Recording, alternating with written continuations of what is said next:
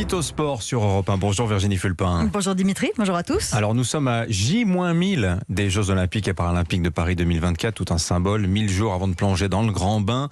Le comité d'organisation célèbre la mise en route de ce compte à rebours. Ça a beau être encore loin, ces Jeux parisiens, Virginie, il y a déjà une forme d'effervescence. Ouais, la magie des Jeux. Bon, il n'y a pas d'expression beaucoup plus cliché en ce qui concerne le sport. On peut se moquer et pourtant elle est là, cette magie, elle existe et encore plus quand la prochaine échéance a lieu à la maison.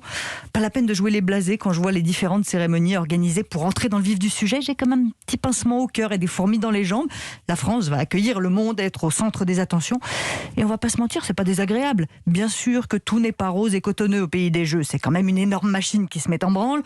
On va vivre 1000 jours d'excitation, mais aussi de stress et de contrariété, au rythme des transports qui finalement ne seront pas tous prêts, de la Cour des comptes qui note consciencieusement chaque euro qui dépasse du budget, des riverains des installations olympiques qui n'ont pas forcément tous un sourire béat, des grandes opérations de merchandising avec 10 000 produits dérivés différents qui sont en vente.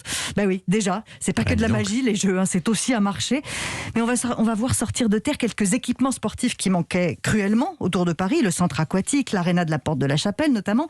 Et puis il y a aussi ceux qu'on ne verra pas sortir de terre parce que Paris 2024 va utiliser beaucoup d'équipements déjà existants et ça c'est la meilleure solution. Des Jeux du 21e siècle où on arrête avec le gigantisme à outrance et les installations éphémères. Bon, le décompte est lancé pour les pelleteuses mais aussi pour les sportifs, surtout pour eux. Oui, Kylian Mbappé a écrit une lettre au quotidien L'Équipe pour dire son amour des Jeux. Il veut absolument participer à Paris 2024 parce que pour lui, les Jeux représentent l'ADN du sport, la compétition ultime. On peut trouver ça un peu convenu comme communication, mais l'attaquant du PSG et des Bleus ne vient pas de se découvrir une nouvelle passion. Il voulait déjà participer aux Jeux de Tokyo cet été.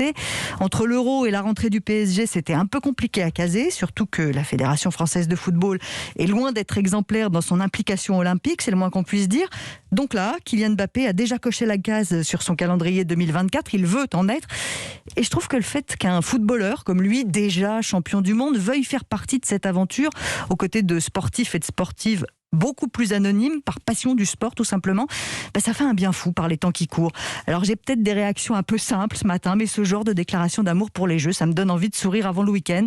Paris 2024, c'est dans 1000 jours et il y a déjà un goût des contes des 1001 nuits. J'ai hâte de voir vous baigner dans la Seine, Virginie. Ça y est, c'est parti, j'y vais.